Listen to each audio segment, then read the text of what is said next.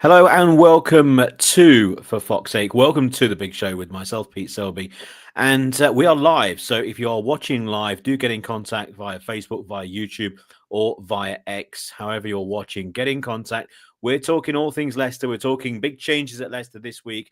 We're towards the end of the international period. We're talking all things what happened against Norwich.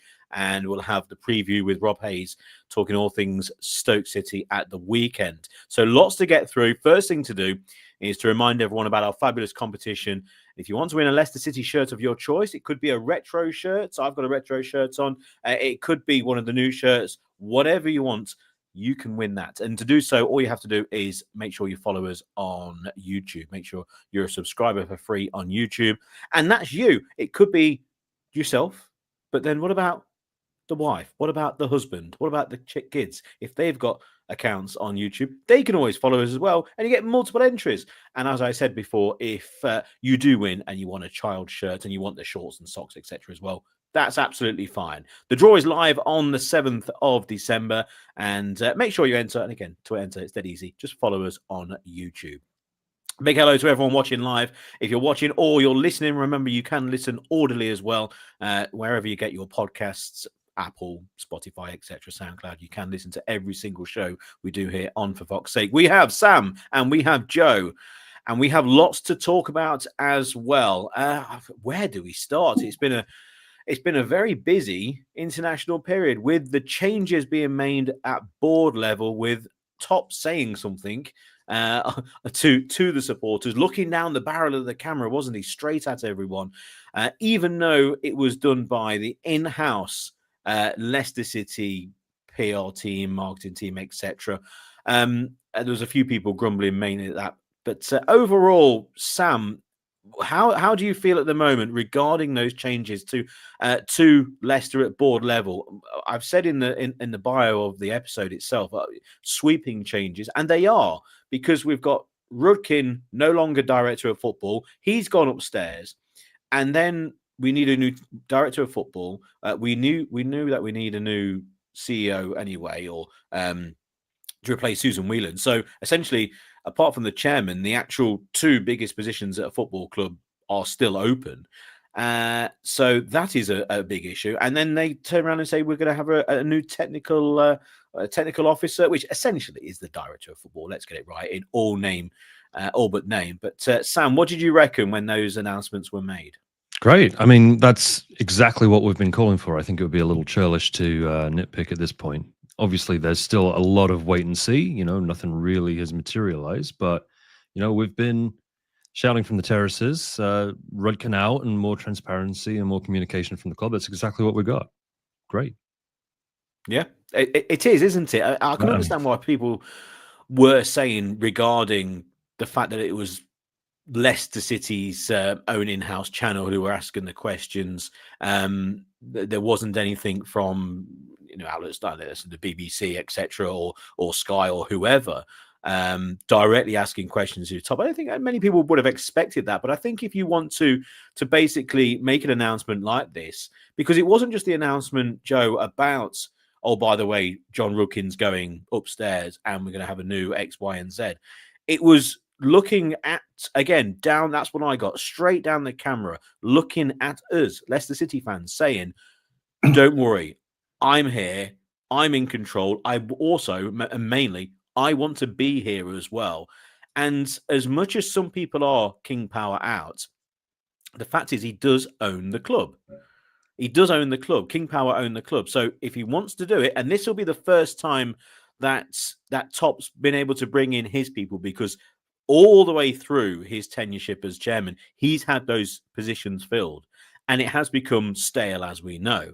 So this is Top's chance to put his stamp on the club. And of course, if it doesn't work out, then it might well be time to go. Yeah, I mean, it was a big surprise, really. I think it was kind of like on a Friday afternoon or something, was it? All of a sudden, oh, there's a big interview with Top, and there's a couple of tweets come out, and all of a sudden your ears prick up, and you think, hang on a minute, something might actually be happening here. I'm a nerd. I watched the whole interview. I could tell he was serious because he looked down the camera and he was sat on a too high stool. And I think the first sweeping changes they need to make are sacking the people in the background with the squeaky shoes. But, like Sam says, I'll cut to the point. We need to see action rather than words. But we've been calling for it. And like Sam says, I think it'd be churlish straight away to nitpick, although that's probably what we're going to do. Yeah, it was good to hear from him, and it was good. I mean, it wasn't exactly news night. It was never going to be. If I owned a company, I'm not going to, for my first interview in 10 years or whatever it is, I'm not going to get Jeremy Paxman in to give me a right grilling. I'm going to get some friendly questions, but I did think he answered them. There's some good points in there, and he particularly took a bit of responsibility for the communication breakdown and all that sort of thing. There's two ways of looking at it, really. You can be happy about it and think that they've listened to the fans. Cynical part of me thinks maybe they're looking at the gate receipts as well and that sort of thing, and thought, oh bloody hell, we do actually need to do something about this now. But the fact is that it's gone stale, and it's really nice to see that some things are happening. And he, like you said, he took responsibility for the communication. And also, one thing my takeaway was that he said he wouldn't let the situation go on. So the proof will be in the pudding, but they're the right words, and they're the words that the fans want to hear, really, I think. I will bring you now. Hetcher says check Percy. Absolutely. Breaking news. You two wouldn't have seen this because it's just come through right now that Leicester Premier League charges to be heard next week. And this is from John Percy in the Telegraph, who broke the story about the changes at Leicester at boardroom level. This was 5 minutes ago as we were recording, as we're going out live. So LCFC charged with 3 alleged breaches of PSR. Massive few days in the season for Leicester and perhaps the Championship. So that's next week. You can't imagine that's the board. Surely the board would have got some idea, or Top would have had some idea about this. Whether that's related to then the changes being made, I don't think it really does. But your instant reaction then, Sam and Joe, to that news, I will say, first of all, I think it's good news, purely because we know where we'll stand, and we know where we'll stand in the most important month, looking at the side that we've got at the moment at Leicester and the way that we've been playing this season, and that's January, because we know that we need new centre forwards, and we know that we will need recruitments and maybe even a change of a loan signing, etc. We don't know with that situation, but we know that we need these players in. And if the situation with the PSR continued beyond January and we didn't know the situation, it would have been very unlikely those would have been made unless there would have been player sales. So for me, if they're going to throw the boot at us, then do it now, and then at least we know where we stand. And also, I suppose, from a league table position, we know where we'll be. We're currently 21st, 21 points, 12th place in the league. If you take off, let's just say you take off 9 points. You take off 9 points and you go down to 12 points, you will be in the relegation zone. So that gives you an indication of what Leicester will be like, possibly on the back of 9 points being taken off. That's just a number I've taken out of thin air. So that's breaking news at the moment. Thanks, Hetcher, for mentioning Percy on the chat there, on the comments. Do comment on what's just been breaking news now. Also, I think he might have been saying maybe check Percy for the original story as well. Yeah, do make sure you follow John Percy from the Telegraph. Sam, what do you reckon? So are these, did you say Premier League charges? And is the implication there yes. Okay, but those will still apply penalties in the Championship then this season? Is that the implication? The implication is it will be awarded to Leicester in the Championship this season. I've always been frustrated that this couldn't have got sorted out before the season. I think it's I don't want to say unfair, because I think Leicester's banged to rights on this, and I think we have to take the punishment on the chin, because clearly we were in breach. I don't think we should do a Man City and throw all our toys out the pram. But I'm just disappointed this couldn't have been sorted in the summer, so we knew where we stood at the beginning of the season. I think it's a bit rough to spring suddenly in the middle of the season. Oh, by the way, whoops, 9 points penalty in January, I think that's a bit rough. But that said, we've all kind of expected it's coming. I'm sure the club has been preparing for it in some way. Yeah, 9 points would put us, what's that, 12 points just outside the relegation zone. If it's a 12-point penalty, we'll be equal points on Norwich, above only Sheffield Wednesday, who's on -4. So, goodness me, it's dire straits. We're not pulling up any trees with our play at the minute. So, if we do end up in the relegation zone, do you really back us to get out of it without some big sign-ins in January? I'm not sure. We just played Norwich, and goodness me, they are dreadful, and we looked terrible in that match. That first half was such a rough watch. The two League One looking teams. So yeah, we need some help in the window. Absolutely. Yeah, we really do. But at least we'll know where we stand, Joe. That's the good thing out of this. I mean, the good thing will be no points deducted. The classic Leicester City, isn't it? We're just sat here talking about finally the changes that we've been asking for years, and then all of a sudden, oh yeah, that 9-point deduction that might be happening. Oh yeah, that's going to happen real soon as well. It's always a roller coaster, isn't it?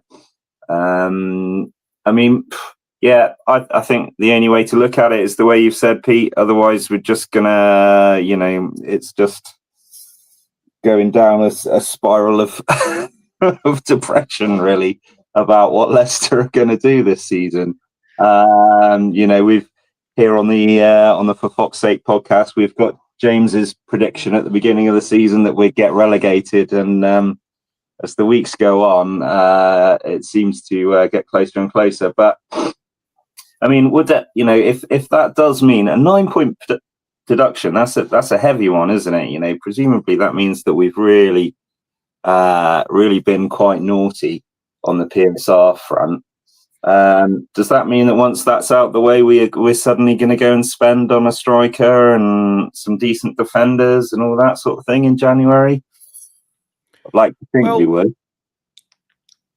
It's difficult, isn't it? Because I pontificated on a few occasions on the podcast that Leicester didn't spend in the summer because of the potential PSR points deductions that we're going to be given. Now, I know they're going to be for a different season, but it's like I said, if we turn up to the hearing having had a very clean summer where we've spent nothing, we've sold as many as we can, and we've brought in only loan players, and we've cut costs completely, then we can walk in, sit down and go, right, there we go, look what we've done. And you never know, that might gain us 3 points here or 2 points taken off. It might be in the rules that the club needs to show willing to actually be underneath any kind of ceiling of spending, at least having to attempt to, something that a lot of Premier League clubs haven't.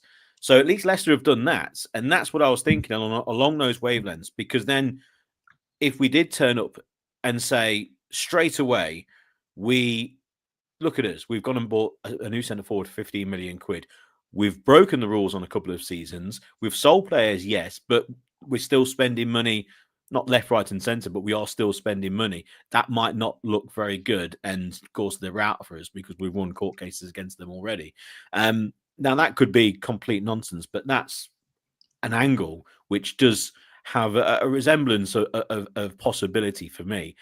And again, this will give us a clean slate to then go and buy in January. But even if that's not the case, Sam, even if it was the case that we just didn't have the money to spend, surely now we know, because this would be, in theory, the last PSR breach or the last possible, because at the start of next season, one of the massive seasons of losses where we didn't sell any of our main assets would then be wiped off the record because of the 3-year rolling sequence. That gets taken off, and Leicester would be in a healthy position again in the transfer market. It just depends what league we're in at that time. Yeah, I think you're right. I mean, the theory that you have, I think, is very plausible, and it's consistent with what we've seen. I mean, maybe, yeah, we're just skint, but it's so hard to say how much goodwill we've amassed by doing that, because we know that they've got it in for us because we won the court case and got off on a technicality that both the Premier League and the EFL are, I'm sure, pretty upset that we got away with that. I mean, obviously, we were right. The club was right. They won the case, but it was a bit, I don't know, maybe a bit cheeky. So I'm sure they want to correct that, but we've done all the right things, right? We're not Forest, right? We're not deliberately breaching the regulations for an advantage and, take the penalty on the chin. But, the breaches that we did were advantageous enough. I think we've been pretty well behaved, certainly to our detriment on the pitch. Goodness me. I mean, we need signings. Yeah, I'm very much looking forward to having this specter not hanging over us anymore, because it's clouded everything for the last 2 or 3 seasons. It's made everything so much more complicated, so much more drama off the pitch. Yeah, it would be nice just to be able to say, well, we need to sign players and we need to play football and get on with it. And of course, that's what we've not spoken about in the first 15 minutes of the podcast, have we? We've been talking everything about the board and about possible points deductions next week. And as football fans, we should be talking about players and positions and tactics and what a goal and all that, all the good stuff, Joe, all the stuff that we became football fans. Well, no one became a football fan to talk about who's the CEO and how many points we're going to get deducted. That's not what we were brought up on at all. Let's talk about Hamza Chowdhury scoring an overhead kick, for God's sake. I mean, what's going on there? Have you seen Hamza Chowdhury's overhead kick? Was it him? I'm sure. I think it was, but I've never seen him do that. Who pressed all the shoulder buttons on the PlayStation controller at the same time and got that move out of him? Yeah, my son came running into the room and showed me that on his phone. Must be great to play for like a small nation like that, because suddenly you're Hamza Chowdhury banging out bicycle kicks, aren't you? You're a cheat code. Yeah, brilliant. One thing I will say, just on the PSR, the last thing is that I will take a 9 points deduction if it means we never have to talk about PSR again, because exactly that. I'm so sick of it. I don't know. I want to talk about good old Hamza. Yeah, where did that come from? And why isn't he playing up front for us? Who knew? I mean, surely some of the teams we've played recently are about as good as the teams that Bangladesh play. I mean, some of the standard of football that we've seen in the Championship this year has been pretty poor. And actually, on a more sort of serious football note, I'm surprised we haven't quite seen as much as I thought we might have. Hamza, actually, one of these players that I do think at least gives it all when Marty's picked other people, but that's down the road of Marty's strange team selections, which I'm still not convinced. He's almost getting to his best team, I think, now. But I have a theory for why we haven't seen so much Hamza. I think it's because we don't have another right back, and he wants to start Ricky P, but he doesn't trust him to play 90 minutes. So Hamza's there in case he has to come on and cover it right back, which is, yeah, I agree with you. I'd love to see more of him. Well, I mean, Pereira, I'm looking at the starting lineup, refreshing my memory, which lasts only about 5 seconds, for the starting lineup against Norwich. Begovic, Akoli, Vestergaard, Nelson, Pereira, Winks, Skip, Fatawu, James, Ayew, and Daka. It was a very, very vital 3 points in our relegation scrap that we might well be in this time next week. But it was more than that, because it was the Sakio derby, wasn't it? Whoever loses was going to get possibly sacked Leicester, but obviously their manager certainly if they lost. Such a vital late goal. And it was interesting hearing from James, who then went and scored that goal for Wales the other day in their very strange game against Liechtenstein. But anyway, it was a strange hearing from him, because he said that he likes to arrive late in the box. And everyone says, oh, are you a 6 or are you an 8, etc. And he says, oh, I'm an 8 and all that. But we're referring to him as alongside Winks. I think we all kind of agree his best position is alongside Winks. And yet he says he can play in that position further forward, but that's not an 8. That's a number 10 position that I just think he offers so much more alongside Winks. I know Skip came in and played okay and did his Skip things against his former club, but I just still would like to see Leicester operate with another player in front of a Winks and James base to a midfield, because if James can get forward, which of course we've seen him do many occasions, and make those late runs into the penalty area, he can do that from deep. He's got an engine. But what a great header, what a great goal.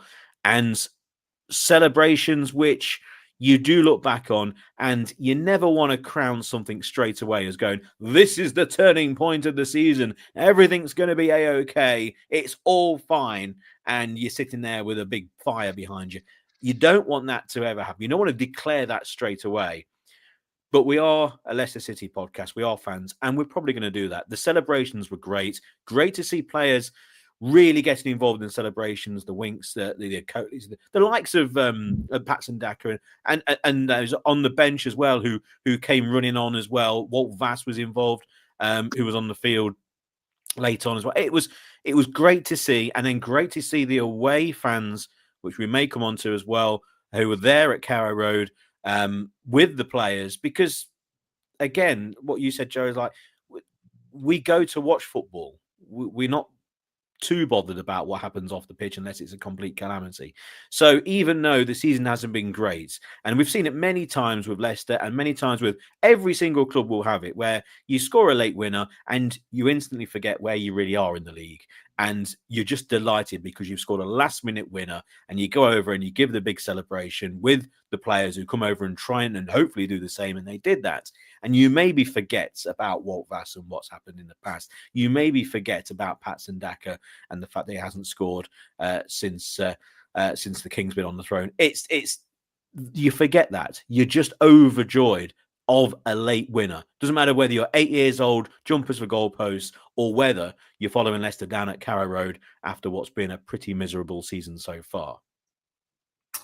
Yeah, and me and my lad absolutely celebrated it like that. I mean, Jordan James, he got right. I mean, it was a lovely header, wasn't it, as well? And we don't score many headers like that, which made it even better. Yeah, there's a few bits of nitpicking I could do, but I'm not going to, because it was like, we've won a match. We've actually won a match. You know, that's been quite a rare feeling for us Leicester fans. You know, there's some pretty damning stats. And so, you know, you can go on about everything's not perfect, but it was a confidence booster. First half rubbish, second half. Actually, I mean, it took Norwich to score before we clicked into gear.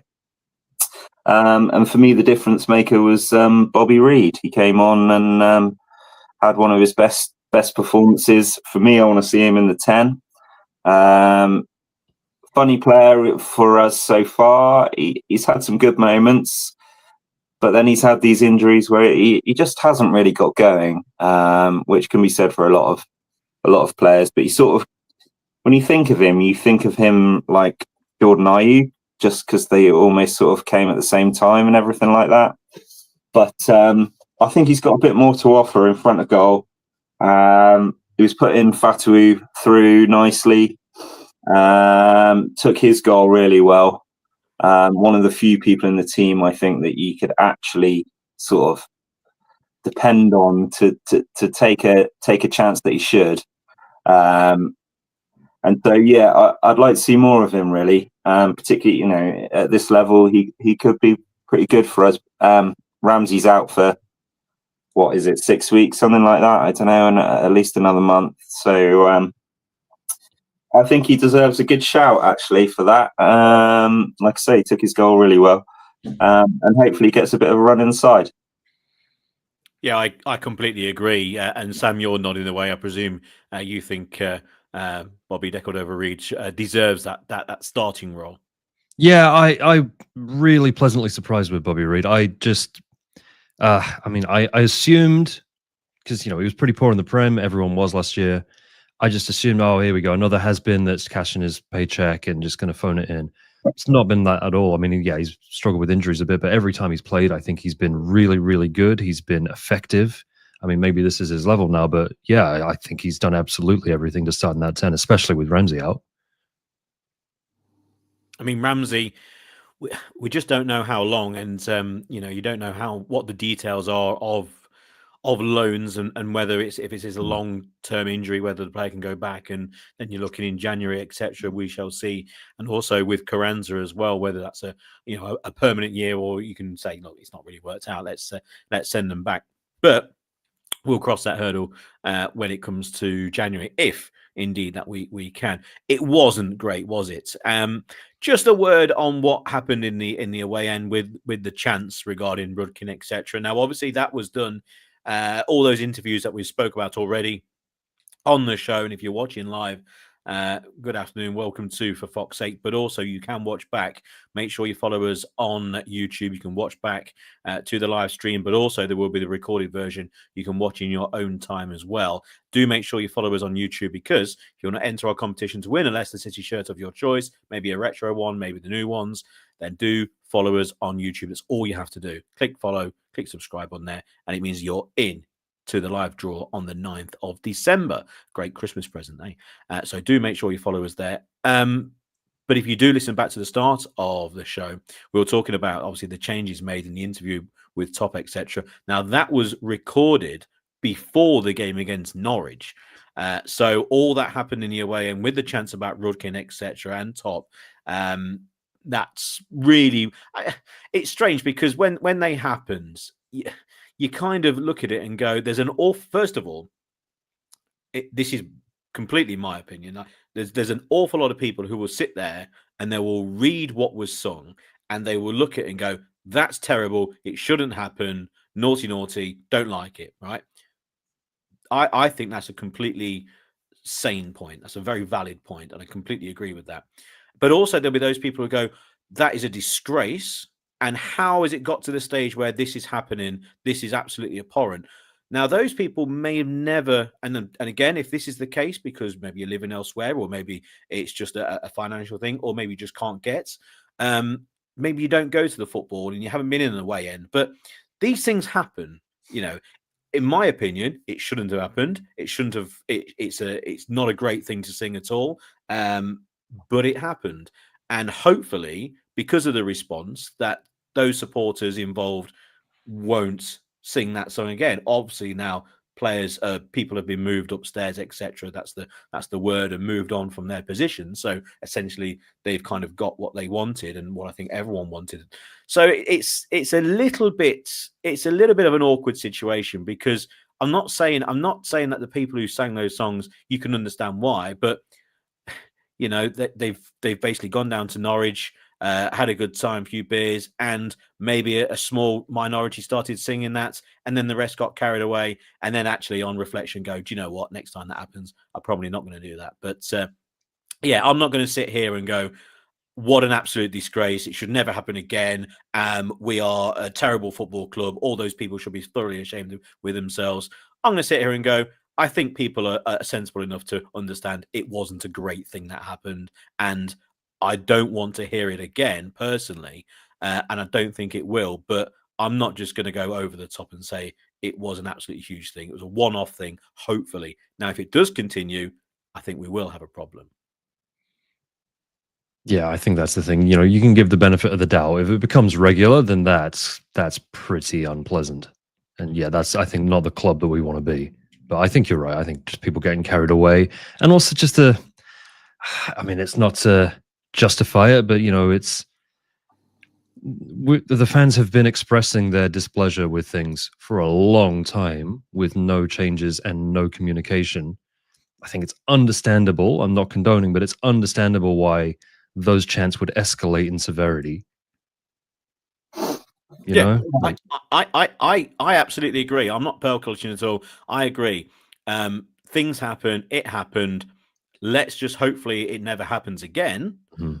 But again, these things do happen, and on a one-off situation, I'm comfortable with putting my hands up in the air and go, didn't like it. I wouldn't have sung it myself, but I'm not going to go over the top and say it's a complete disgrace. Let's start naming and shaming and start banning people and all sorts. I've seen some very over-the-top reactions to it. Let's just hope it never happens again. And if it does, then there might be an issue there, Joe. But I think it's something we can mention and then kind of move on.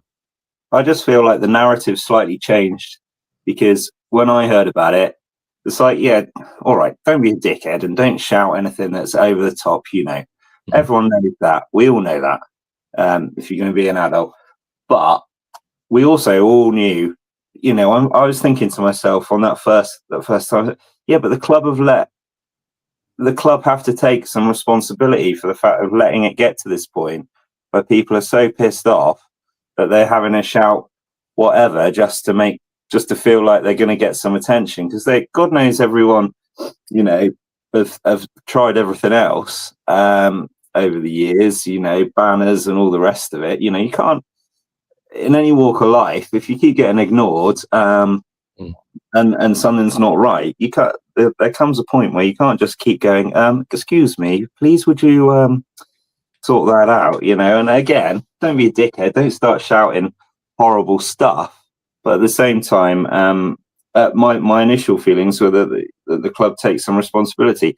The narrative slightly changed when all of a sudden the next day or 2 days later we get Pop sat on his high chair, telling us all that he's going to do better.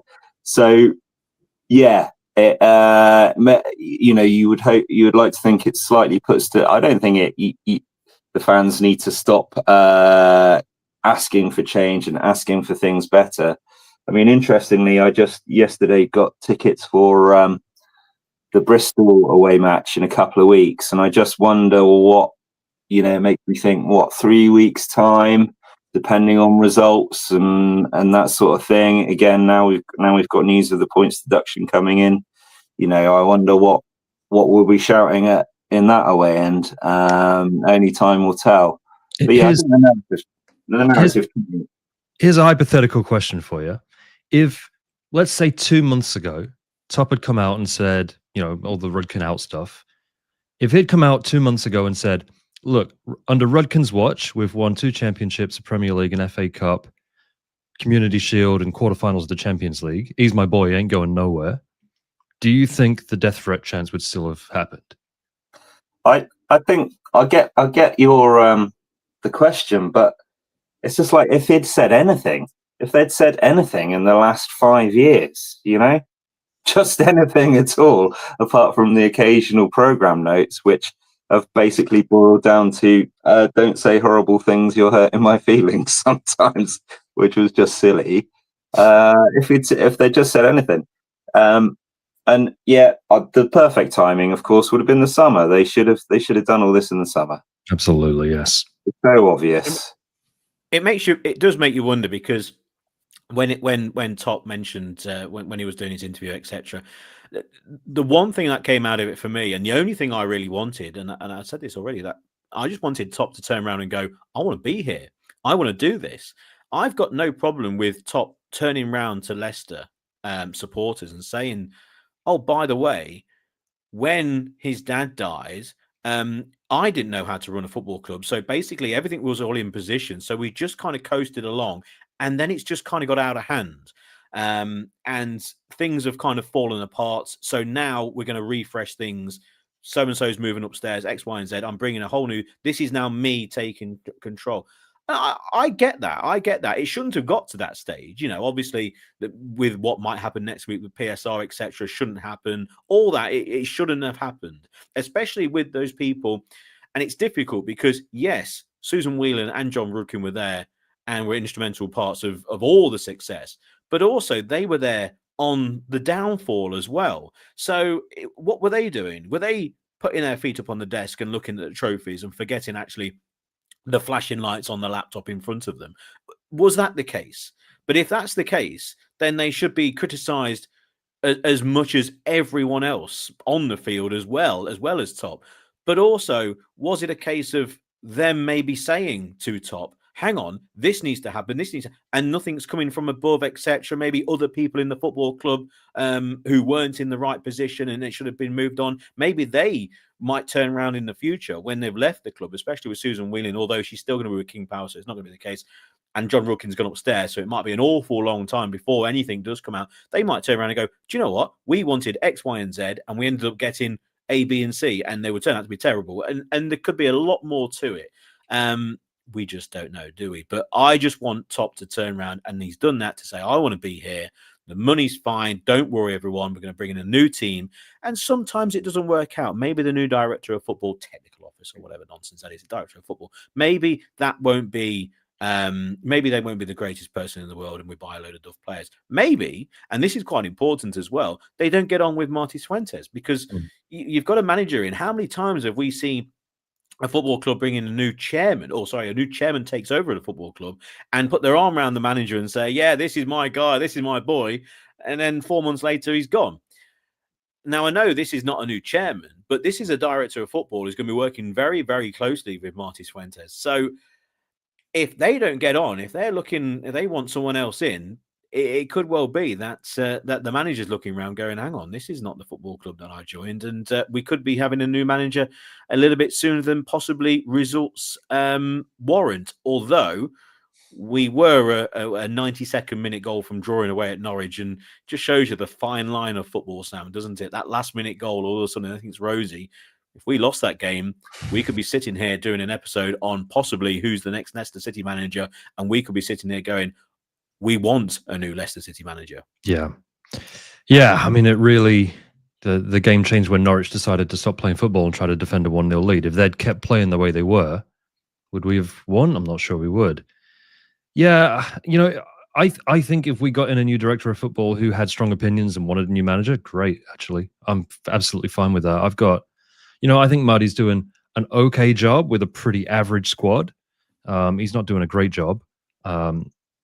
I'm not calling for him to get sacked because I don't know who we could get would be better. But if we had somebody in who's, going to throw some leadership around and have opinions and be forthright in that position, fantastic. I'd love that. And yeah, I thanks, Marty, for everything you've done, but I would happily cash that out for, for bigger and better things if that's what the director of football wants to do.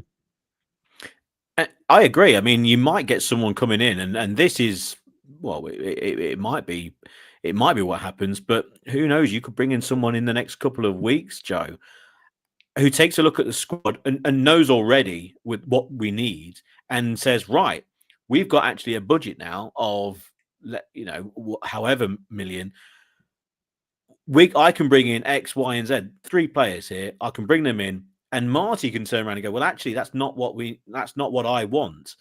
And all of a sudden, you get that scenario happen very quickly where the director of football goes, the new director of football, technical, turns around and goes, well, hang on, we can get these 3 players. This is what we need in this squad. The managers, I tell you what we could do is we'll get these 3 players in. And also, by the way, I have really good links with this manager at this football club who's possibly out of work as well. And I can bring this person in as well who can work with this squad, play a very similar way. But also we get on really, really well, and that will be beneficial for that transfer window and future transfer windows. That could be a scenario if Muddy doesn't get on with his new director of football.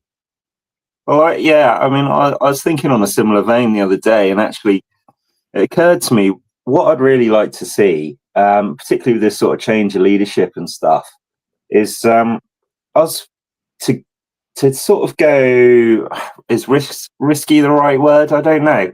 But do a bit, if you think back along all the Leicester managers that we've had since pretty much Nigel Pearson and probably including him, and probably because of him in a way, they always seem to have gone with this kind of safe pair of hands or Premier League experience kind of manager.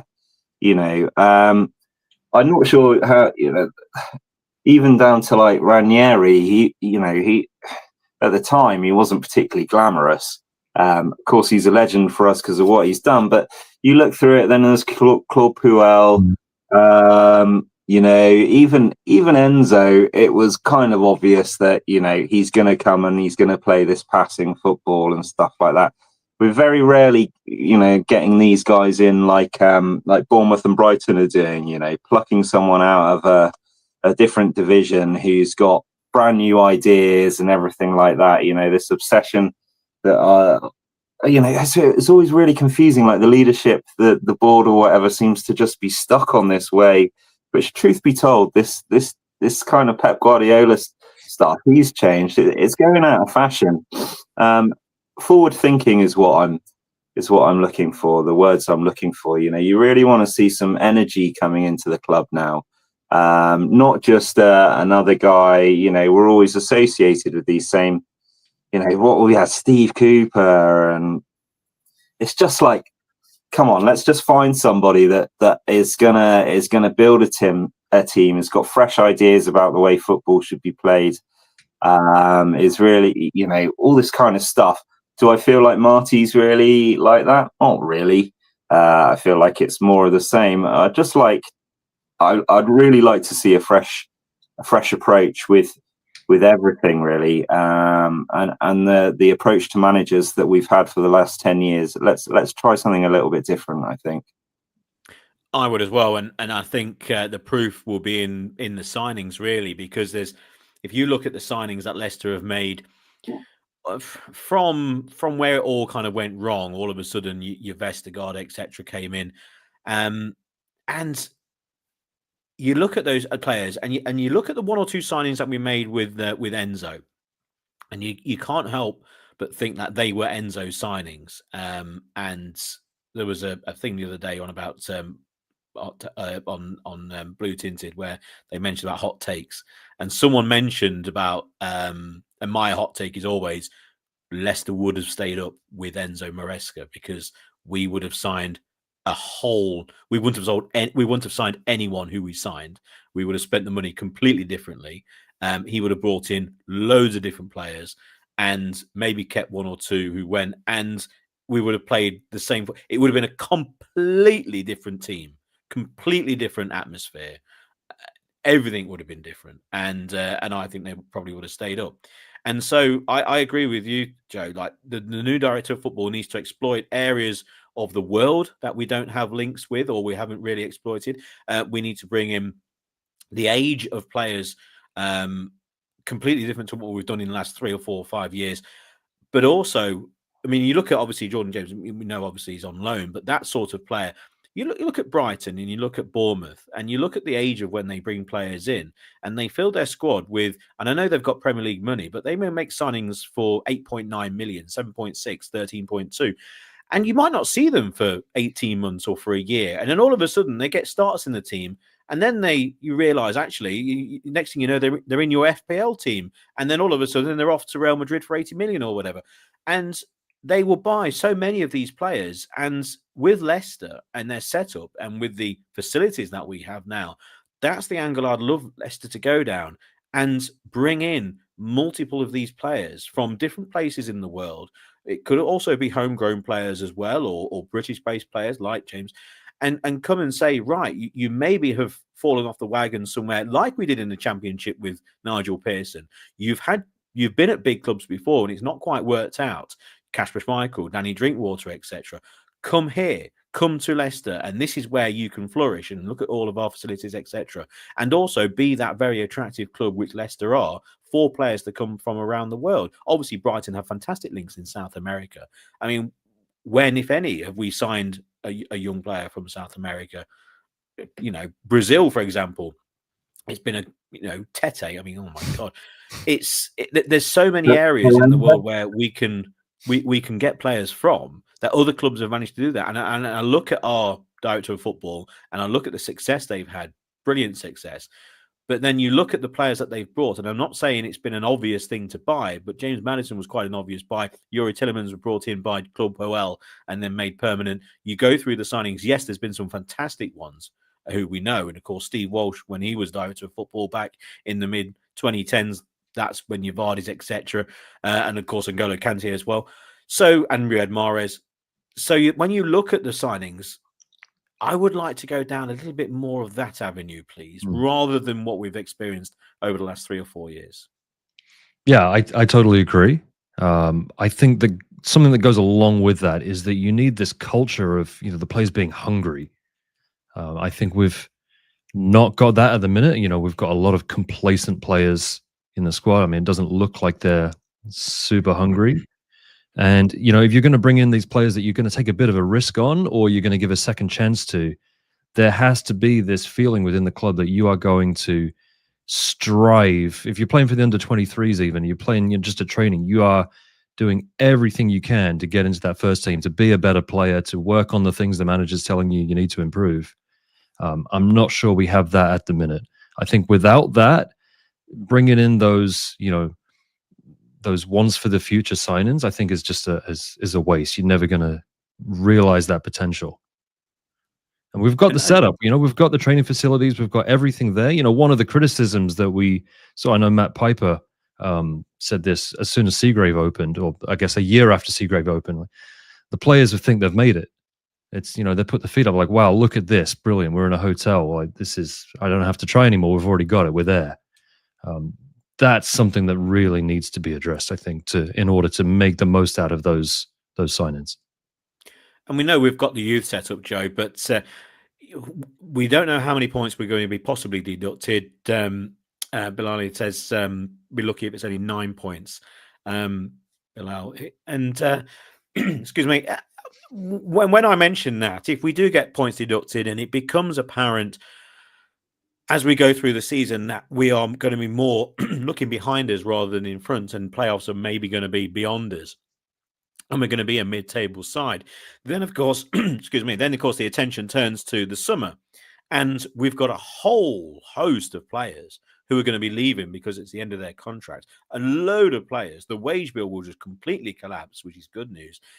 And maybe having this appointment of a director of football now, it might be, I'm talking about January and getting that centre forward and getting up with the league, and depends how many points we get taken off and we can maybe make the playoffs, etc., etc. Of course, you're looking positive, but it could be the point that in mid-February, we're looking around going, we're mid-table. Everything revolves around the summer and next season. The squad is going to get completely cut apart by all these players leaving. 90% of them for a good reason, and that won't be a bad thing at all. And then we can then look in the summer and really hit the ground early and try and build a brand new young squad, maybe with one or two of the players still staying in the first team, using all the youth that's coming through as well. And we have a completely different, not first 11, but first team squad at the start of next season. And maybe it's a case that we're talking on For Fox's Sake, either on a preview show or on this big show, that we're talking about mid-table obscurity and trying to build a squad for next season, maybe as early as mid-Feb. Yeah. If it does go down like that, I mean, I would like to see all the youth players coming in, but I'm not thinking that's a silver bullet. Do I think we'd finish any higher? No, I don't. I just think it's just play them in terms of their development. I don't actually think they're going to get more results than the current squad of the guys that are all going to leave and the overpaid guys and the guys that we're all sick of seeing. But I would start playing them. A quick mention for poor old Ben Nelson, actually, who came on, to no one's surprise, played really well. It was a real shame with him and his ankle. I hope that's not too bad. We haven't heard anything about that. But yeah, I mean, I just think, by the end of next week, then hopefully we know where we stand. I'll be playing a lot more youth anyway, but I think it just needs to be done this season. Like, a frustrating thing about Marty, he said he was going to do it. We haven't really seen it. But I'm not silly enough to think that the results are going to be much better, if at all. But just go for it, really. Just as long as we don't get relegated, I suppose. I mean, I said at the beginning of the season, I'd really like us to be in the playoffs, because I've never been to Wembley and I'd quite like to go to a playoff final. But aside from that, it's going to be that. It's going to be this season, that we all thought it would be. It seems like it's turning out like that, I think. Yeah, I see the January window as really just solidifying our place in the league. If we're hovering around the bottom, especially with points deductions, just get whatever we need to stay in this division. I'm not looking for promotion. I'm not even looking for playoffs. If we finish 12th, fantastic. But that's for me. That's January's not the time to do a reset. That's the summer, definitely. Very true, very true. And also the only thing with that, because I was going to mention that, Sam, actually, about if we do get, say, 9 points taken off, and again, 9 I plucked from thin air, but let's say 9, and we're just on the verge of the relegation zone, etc. and then come January transfer window, maybe we've pulled a bit clear of the transfer of the relegation zone. But it becomes apparent that the playoffs are going to be out of reach. Maybe that would accelerate some of those players leaving, and maybe it would accelerate the club looking at some of those players and going, actually, yeah, you are going to go. So you Walt Vasses, for example, someone like a Daka, they look round and go, maybe it's a good time just to scramble a few quid together if people want to pay a few quid for them, or even say, actually, go now, because we can then bring in, we've got a few targets, we've got a few quid now to spend, and these players would be part of a new Leicester City squad in the summer anyway. And we can maybe accelerate that. So we could see a little bit of that happening in January. Some players turning around going, actually, yeah, I will go now because nothing's going to happen. We're not going to get promoted, are we? We just don't know. It's a huge, huge week next week then for Leicester. We will be looking at the game against Stoke here on For Fox's Sake with the preview with Rob Hayes. We also have our fantastic competition. I know you've all entered by now, but basically follow us on our YouTube channel. And again, make sure you follow, make sure your husband, make sure your wife, make sure your girlfriend, your boyfriend, whoever, make sure your kids, if they've got YouTube accounts, and if they're old enough, then they can enter as well. Basically, once you're following us on For Fox's Sake on YouTube, you've entered the competition. And then on the 9th, we're going to do a live draw. And whoever is drawn out of the hat will win a Leicester City shirt of your choice. A retro one, a new one, and maybe a full kit if it's a youngster. Great Christmas presents, but you need to do that. So make sure you do, and make sure you tell your friends as well. That's it for the big show. Some big news breaking with Leicester going to court next week with the PSR punishment coming through. We'll hear more as the time of recording. It will be released, I'm sure, in the next few hours. But final thoughts, because we will have the preview coming up. So just, unless you're not on the preview, or unless you're on the preview, Sam and Joe, just a quick couple of lines for Stoke at the weekend. Worried? Yeah, they're third and we're 12th. But we've got Bobby Decker and Dover Reed, so we'll take over the world. Are we away? This is a home game, isn't it? It's a home game. Yeah, we got Bobby Reed. He's not injured again for Jamaica, is he? Yeah. Well, to be honest, I think we're going to draw our way to glory this season, aren't we? I can see a 1-1. Yeah, I think I can see Leicester playing better against a better side, and I would take a draw. I think a draw would be a good result against a strong Stoke side. But listen out then for the preview with Rob Hayes. Do make sure you turn on that notification, so once they are live, it will pop up on your phone, and you can ask any questions live. But you will get it through, and of course, you can listen on Spotify and on Apple as well as SoundCloud. That's it for the big show. We are going to be recording the Champion Show. Now, with all the news that's happening with the Champion Show, looking back 10 years ago in October and November, and of course in November, that's when Vardy scored his 11th in 11 consecutive games, etc. It's starting to get a little bit of emotional, I'll tell you. I'm doing a few notes, looking back on those games, and the emotion is starting to wind up. That's going to be released soon. We also have our special BC Shame episode. Myself and James were going through all things BC Game, our sponsorship on our shirts. Who are they? What are they? Why did we have no sponsor at the start of the season? Where are they from? Where are they based? Why can't you bet with them in the UK? And then also about gambling and football in general. Really good episode. It's called BC Shame. You can find that on our YouTube channel. And of course, if you listen on Apple or on Spotify, it's on there as well. So really, really good. I really enjoyed doing that. And I've listened back. It's a good listen. Lots of information. Full credit to James. I was a mere passenger on that, as I was here with Sam and Joe. From everyone here at For Fox's Sake, lots of breaking news with Leicester. We'll be back next week. Listen out for the preview with Rob Hayes later in the week. Also, the FPL show. I've just finished recording that with Matt Elliott. That'll be out tomorrow as well. Don't listen to any of the advice that I give. Matt Elliott, who finished, 86th out of 11 million in the world. He's full of advice on FPL. And hopefully, Leicester are back in the Premier League at some point. But after next week, it might be a couple of years. But there we go.